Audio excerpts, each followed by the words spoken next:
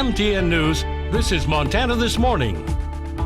In association with MSU Active Minds and Suffer Out Loud, Every Brilliant Thing is a comedic play about depression and love, coming soon to the MSU campus.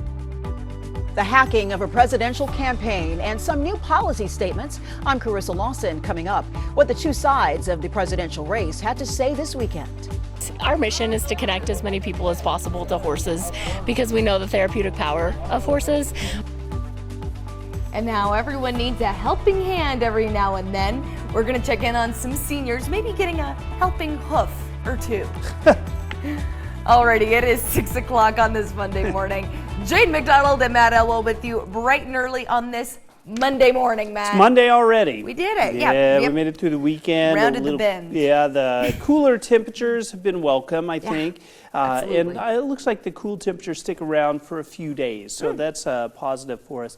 Also, our rain chances picking up. The early morning temperatures at 40s for much of the area. That's absolutely phenomenal this time of year. Certainly helps with firefighting efforts and that type of thing. I think for us, over the next couple of days, isolated to widely scattered showers and thunderstorms could make some erratic winds for a few areas, but these are some pretty decent downpours that we're picking up through the afternoon and early evening, and then things should clear. Still a lot of haze in our skies. Temperatures expected to be near the 80-degree mark. The rain showers and wind will help cool us down just a touch. I'm going to take a deep dive into what you should expect this week coming up in just a few minutes. All right, thank you very much, Matt. Now, in association with Suffer Out Loud and MSU Active Minds, Every Brilliant Thing is a play that brings awareness to mental illness and suicide. MTN's Heaven Van is speaking with the individuals bringing this story and message to life. Every Brilliant Thing is a comedic play about depression and love, coming soon to the MSU campus. I don't remember when exactly I had the idea for the list, but it was here. It's a show that I think everybody needs to see. It's about a lot of difficult things, but beautiful things as well. Producer of the show, Lila Michael, says the show concerns difficult topics like suicide. To help bring awareness to the topic, they partnered with Suffer Out Loud, a local nonprofit. We started Suffer Out Loud in 2017 with the mission to reduce the suicide rate in Montana. Just seeing that Montana continues to rank top for suicide rates in the nation. Founder of Suffer Out Loud, Cassie Jackson, says Montana has ranked the top in suicide rates for nearly 40 years, with factors like high elevation, vitamin D deficiency, and stigma as leading factors.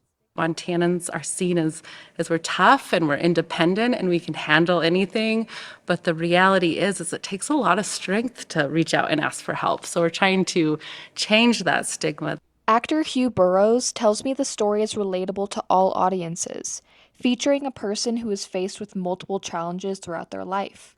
And as a way to cope, what he does as a little kid is he writes a list of every brilliant thing that he can think of. So, ice cream, roller coasters, people falling over, that kind of stuff. And then when he's a teenager and as an adult, he rediscovers the list. And in those times in his life, it means something different. They've been rehearsing for 8 months, diving deep into the script. One, Hugh says, is not just the best he's ever worked with, but his last before heading to grad school. It's bittersweet that it's going to be my last one here, but there's not a script that I would rather have to be my last thing before I head off. To hear more about Suffer Out Loud or to buy tickets to Every Brilliant Thing, visit our website. It's a beautiful story, and I think any opportunity for people to organically come out and start conversations around mental health is huge because it doesn't come up in our everyday conversations while we're at work or talking with our family. It happens to all of us, and I think that's really true, and I think that's what's really, really special about this character and this whole show. In Bozeman, Heaven Van, MTN News. And new concerns over cyber threats to the 2024 presidential race have emerged after the Trump campaign said over the weekend that it was hacked. It comes as Vice President Kamala Harris and running mate Tim Walz wrapped up a campaign tour through several key battleground states. Though one new campaign promise from Harris has drawn backlash from former President Donald Trump. CBS News' Carissa Lawson has more from New York. Over the weekend, former President Donald Trump said his campaign was hacked and he blamed Iran. Both Politico and the Washington Post reported that they had received what appeared to be internal Trump documents, including research on Trump's running mate J.D. Vance from an anonymous email account. What I think we're seeing is the Russification of Iranian information operations. On Sunday, Trump falsely claimed Vice President Kamala Harris's rally crowds were fake on social media, and he lashed out at this pledge Harris made to more than 12,000 people in Las Vegas over the weekend. When I am president, we will continue our fight for working families of America, including to raise the minimum wage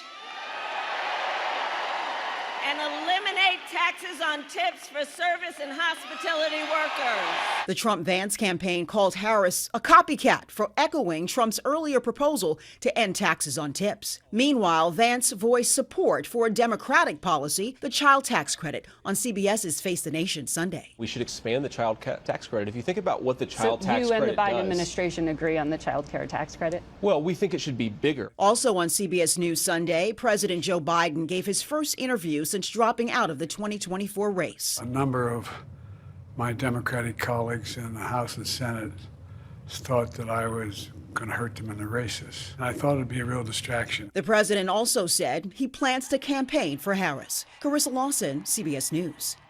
And so far, the Iran's representative to the United Nations has ignored CBS News' request for comments on the Trump campaign's hacking claims. Tonight, former President Trump is expected to do an interview with Elon Musk, owner of X, the platform formerly known as Twitter. Now, back a little bit closer to home, the Flathead Watershed in northwest Montana consists of beautiful rivers, streams, creeks, and lakes. And on Saturday, hundreds of volunteers will spend the day cleaning up trash around the water bodies for the annual Flathead Waters Cleanup event. MTN's Sean Wells tells us about Montanans coming together to help keep our favorite places clean. Bottom line, we're all public landowners, and this is for the public, and we all share responsibility in that. The Flathead Watershed in northwest Montana is a recreation paradise. Cleaning up trash left behind on these cherished water bodies is a way to make sure it stays that. Let's get out, let's get those rivers and waterways clean. More than 200 volunteers are expected to clean up trash for the annual Flathead Waters Cleanup event. Flathead Rivers Alliance, a nonprofit dedicated to safeguarding the Flathead River system, spearheads the cleanup, partnering with numerous environmental agencies around the Flathead. Keeping our waters clean, providing opportunities for the community to give back in stewardship events is what we're all about. Event organizer Sheena Pate says volunteers can pick a specific section of water to clean up.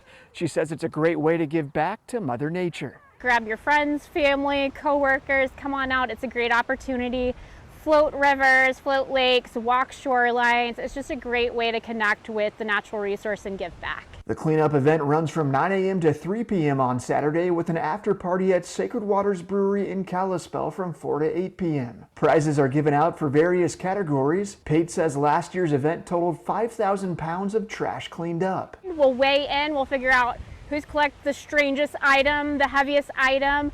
So it's a pretty fun event. We've had anything and everything you could ever imagine. Eben Robinson is a shop manager at Larry's Fly and Supply Fly Shop in Columbia Falls. Robinson and his coworkers wouldn't miss the chance to be part of this community-wide cleanup. We make our livelihood on it. We really love bringing people from in the local area and all across the country or the world to see our little bit of slice of heaven.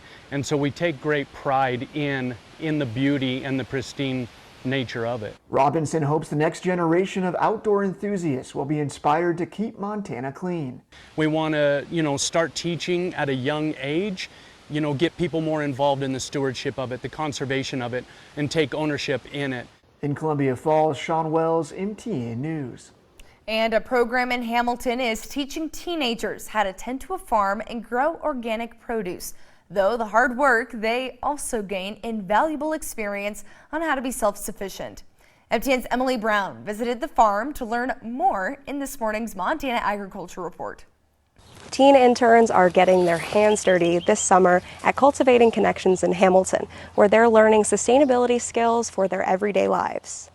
The Youth Farm internship is more than just a job, it's really an experience. Instead of spending summer days in air conditioning, playing video games, or scrolling on social media, Bitterroot high schoolers are digging into their futures. Cultivating Connections is all about building community through food. For the past 8 years, groups of teens come to work with each other and their mentors at Homestead Organics Farm. You get paid to learn about the plants but also like take care of the farm. Interns do a lot of work outside in the greenhouses, taking care of all sorts of produce. Usually it's weeding and a lot of weaving of plants into the trellises, and occasionally mulching, throwing straw down on to keep the weeds out. Katia Fain is an incoming 10th grader whose mom told her that this internship would be right up her alley, and she's planning on taking what she's learned right back to her family.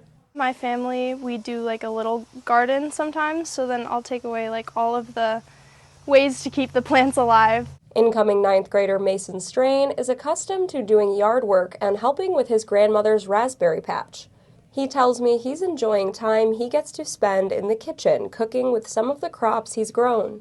I learned that organic food tastes way better and fresh grown food is just better for recipes than store-bought. And working inside is one way these young farmers are handling this summer's heat. It used to be Monday, Thursday, Friday, and we added Tuesday to stop working in the heat. We take breaks, drink water. A lot of people wear long sleeve but light stuff to keep out of the sun. Even through the weather, the work brings the group together, showing them a path in agriculture. We really believe that food is that ultimate connector, and youth are the future. Visit our website to see all the events Cultivating Connections and Homestead Organics have to offer. In Hamilton, Emily Brown, MTN News.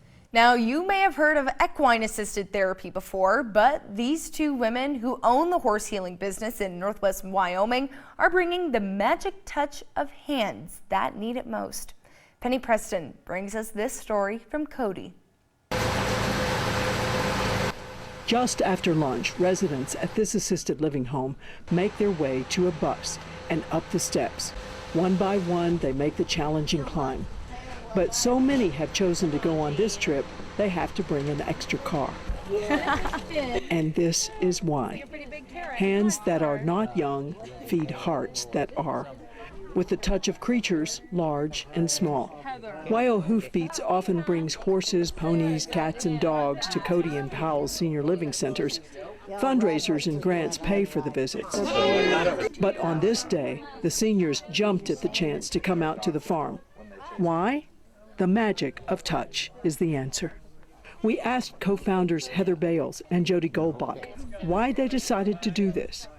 Bales explained, Because of that, it fills our buckets, it fills their buckets. Our mission is to connect as many people as possible to horses because we know the therapeutic power of horses. But we have the goats and we have the cats and we have the dogs and the bunnies and everything, and we know just how incredibly amazing this is for them. Goldbach pointed out their equine-assisted therapy is designed to help young people with emotional issues. And it does, but the elderly things are just as important. These women know the connection of giving love and getting it back is rare and precious. I love going, and I know they love seeing us come. Yeah, I think it's definitely quality of life for them. It's been years since I've had this chance to pet a little kitten like this, you know. From Cody. Oh, I love it. Penny Preston. She's so soft. For MTN News. Well, if that doesn't put a smile on your face Isn't on it a nice? Monday, I don't know what will. I mean, it's been years. We got to take in those little things sometimes. Exactly. You know, kind of just forget about the world around you, focus on whatever's That's in it. front of you. It really makes a big difference. Now, before we get into a break, talk about a big difference maker. Well, United States is on top in terms of the Olympics. Take a look at this closing ceremony that happened last night over in Paris. Huge, huge celebration closing out, 2.5 weeks of Pretty amazing stuff. Look at that. extraordinary. Really, really, really It cool. is gorgeous. And the next Olympics right here in the United States. Here we go. Yeah. LA They 2028. did the little torch pass for us, and here we go. I'm very excited. Now, I was biting my nails a little bit though because China and the US, we were we were going Battling back it and out. forth with those gold medals, and we had the same gold medals at the end, but we just dominated pretty much all the other silver and bronze medals too. So pretty amazing. We're taking home that nice big crown. Now, time for head into a break. When we come back, though, we're actually heading to the High Line. Well, I'm Owen Skornicase for MTN News, standing just feet away from the Canadian border. Well, there's good reason I'm all the way up here. Stick around and find out why.